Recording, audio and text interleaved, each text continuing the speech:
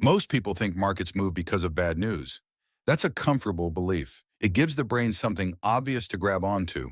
But markets don't really fear bad news. Bad news is expected. It's priced, debated, recycled, and eventually ignored. What markets react to is silence. The small procedural change that doesn't make headlines. The detail that looks technical enough to skip. When I look at gold and silver right now, I don't see panic. I don't see collapse. I don't even see excitement. What I see is adjustment, subtle, slow, and easy to miss if you're only watching price candles. The loud conversation is about outages, manipulation, and blame. That's not where professionals spend their time. Real attention goes to structure, how trades clear, how contracts behave near settlement, and how participants quietly change their behavior. Markets rarely announce when something important is happening. They whisper it through mechanics. If you wait for confirmation from headlines, you're already late. If you chase certainty, you usually overpay for it. This isn't about predicting a breakout or calling a top. It's about noticing that the way this market functions today is not identical to how it functioned a year ago. And that difference matters more than most people realize. Over the past several weeks, gold and silver have traded near the upper end of their recent ranges, with noticeable volatility around contract rollover periods. Price moves have been sharp at times, but largely contained within established technical zones. On the futures side, trading continues primarily through Chicago Mercantile Exchange, specifically its metals division, known as COMEX. As is typical, the majority of contracts are futures positions that are financially settled rather than resolved through physical delivery. Ahead of first notice day, open interest declined as participants exited or rolled positions forward. This behavior is consistent with historical patterns and does not by itself indicate stress. During this period, the exchange reported temporary technical interruptions. Official communications attributed these interruptions to system-related issues. Trading resumed afterward, and there were no confirmed reports of failed settlements or unmet delivery obligations. Inventory data published by the exchange shows ongoing movement between eligible and registered metal categories. Total reported stocks fluctuate daily as metal is reclassified, moved, or withdrawn. These changes are publicly visible and have occurred regularly over time. Outside the U.S., physical demand indicators remain firm. Central banks continued net purchases of gold, as reflected in reported reserve data. In Asia, spot market activity remained active, with premiums in certain regions diverging modestly from Western benchmarks. Separately, India's market regulator announced a change allowing mutual funds to value physical gold and silver holdings using domestic spot exchange prices rather than prices derived from international benchmarks traditionally linked to the London market. None of these developments represent a suspension of market rules or a breakdown of settlement mechanisms. Each event, viewed independently, falls within established operational norms.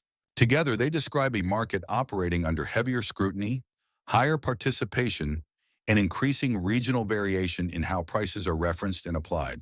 Markets don't change direction because of single events.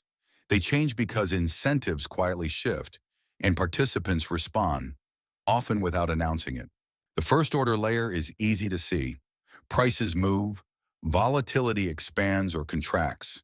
Headlines assign reasons. That's the part most people focus on. The second order layer is where things get interesting. When a market relies heavily on futures for price discovery, it assumes liquidity will always be there when positions need to be rolled, closed, or settled. Most of the time, that assumption holds. When it does, price reflects confidence in the system as much as it reflects supply and demand. What matters now is not whether futures markets still function, they do, but how behavior around them is evolving. As physical demand remains steady in certain regions, some participants place greater value on immediacy and certainty of settlement. That doesn't remove futures from the equation. It simply changes how they're used. Futures become tools for hedging and short-term positioning, while longer-term exposure shifts elsewhere. That shift alters pressure points. When fewer participants are indifferent to delivery mechanics, the timing around contract roll periods matters more. Liquidity is still present, but it becomes more sensitive to concentration. Small imbalances that would have gone unnoticed in the past begin to show up as brief dislocations or increased volatility. The impact is uneven. Short-term traders feel it first through spreads and execution quality. Market makers adjust inventory assumptions. Risk desks revisit stress scenarios, not because failure is expected, but because tolerance bands tighten when systems run closer to capacity. On the global side, changes in how prices are referenced matter more than most realize. When regions begin valuing gold and silver using domestic spot prices instead of benchmarks tied to institutions like the London Bullion Market Association, price discovery becomes less centralized, not fragmented, just less singular. That has consequences. Price signals travel more slowly. Arbitrage still works, but it requires more capital and patience. Volatility doesn't disappear. It relocates between markets and timeframes. None of this implies instability, it implies adaptation. The real takeaway isn't that something is wrong, it's that the system is absorbing more information from more directions than it used to. And systems under adaptation behave differently than systems in equilibrium. That difference is subtle, but it's not irrelevant. History is useful when it slows you down. It becomes dangerous when it's used to speed you up. There have been moments when gold and silver markets showed similar surface features: elevated prices, strong physical demand, and skepticism toward paper settlement. The late 1960s, parts of the 1970s, the early 2000s, and the post-2008 period all come to mind. What's often forgotten is what the market looked like before outcomes became obvious. In those earlier episodes, the first signals weren't dramatic price spikes. They were quieter changes: delivery behavior, reserve policy shifts, and the way institutions treated metals on their balance sheets. Price followed later, sometimes much later. That pattern is familiar, but this period isn't a rerun. One key difference is scale. Markets today are deeper, faster, and more interconnected. Liquidity tools are more sophisticated.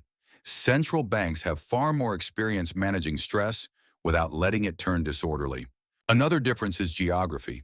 In prior cycles, price discovery was heavily anchored in a narrow set of Western institutions. Today, physical settlement venues like the Shanghai Gold Exchange operate alongside Western benchmarks, not in opposition to them, but not subordinate either. That changes the rhythm of adjustment. In the past, when pressure built, it tended to release through one dominant market. Now pressure distributes across regions, time zones, and settlement frameworks. That reduces the likelihood of sudden breaks, but it also makes trends harder to read in real time. It's also worth noting what hasn't happened. There has been no forced repricing event, no formal default, no rule rewrite that invalidates contracts. Those absences matter as much as the events people focus on. History reminds us of something uncomfortable. Markets can carry tension for a long time without resolving it in a clean narrative arc.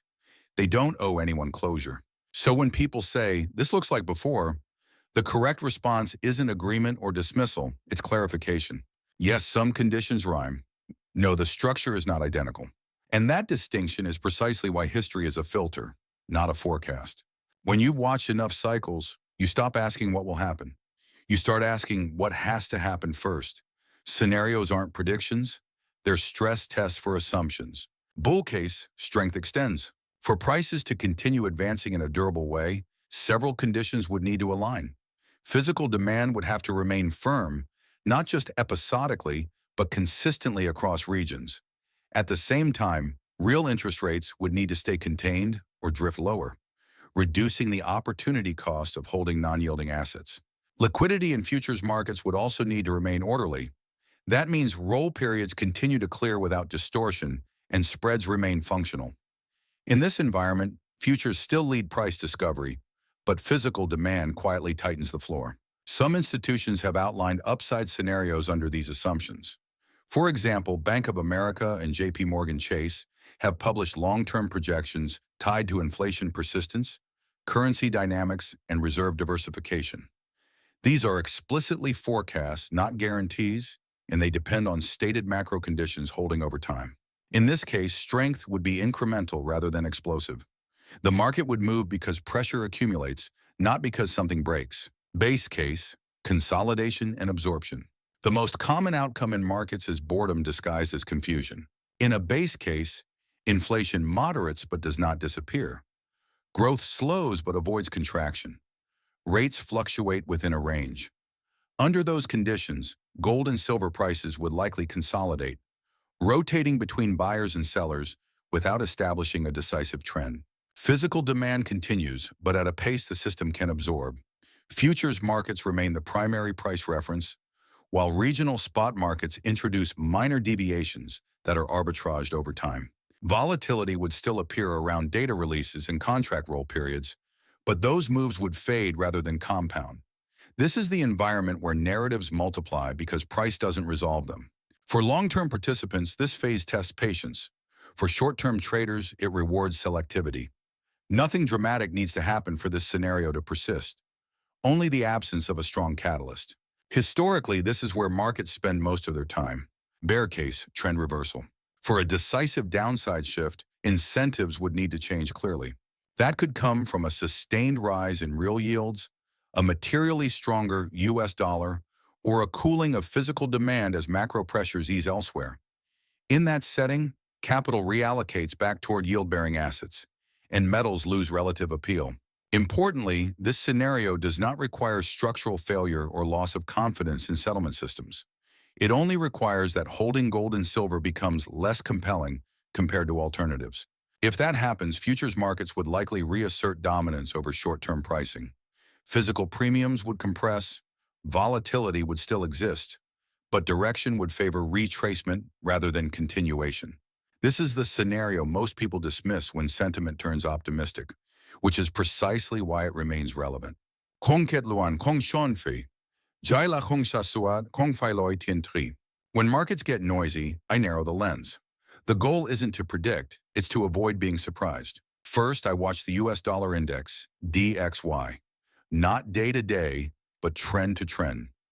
Metals don't need a weak dollar to rise, but a persistently strengthening dollar raises the bar. When rallies in gold and silver hold despite dollar firmness, that tells you something about underlying demand. Next are real interest rates, not nominal headlines. Yields adjusted for inflation expectations matter more than absolute numbers. When real yields drift lower, metals don't need a story. They gain room to breathe. When real yields rise, metals need a reason to stay bid. Inflation data, CPI and PCE, comes third, not first. I care less about the print itself and more about what it does to expectations. Does it change the forward path of policy, or does it get shrugged off? Markets reveal priorities through reaction, not data. Inside the metals market, I pay close attention to open interest around contract roll periods. Rising prices with falling open interest suggest short covering or position reduction. Rising prices with stable or increasing open interest suggest new participation. Those are very different signals. Volume and liquidity matter just as much. Clean moves on healthy volume are informative. Thin moves that reverse quickly are usually noise. I also watch how quickly dislocations resolve. Fast repair implies confidence. Slow repair implies friction. Inventory classifications, eligible versus registered, are useful, but only in context. Day-to-day changes don't matter. Trends do, and even then they're inputs, not conclusions. Finally, I pay attention to what isn't reacting. When markets ignore headlines that would have moved them in the past, it usually means positioning has already adjusted. This process isn't exciting. It doesn't fit in a thumbnail, but it's repeatable. And repeatability is the only edge that lasts. When you strip away the noise, what's left is a market doing what markets always do, adjusting to new information, new participants, and new constraints. There's nothing here that demands urgency. No signal that requires a dramatic response. What there is a reminder that structure matters more than stories, and process matters more than predictions. Gold and silver aren't messages. They're instruments. They respond to incentives, policy, and behavior, not to emotion. If you're involved in these markets, the discipline isn't in calling the next move. It's in managing exposure, understanding why you hold what you hold, and staying flexible as conditions evolve. This isn't investment advice. It's simply how I'm reading the market right now.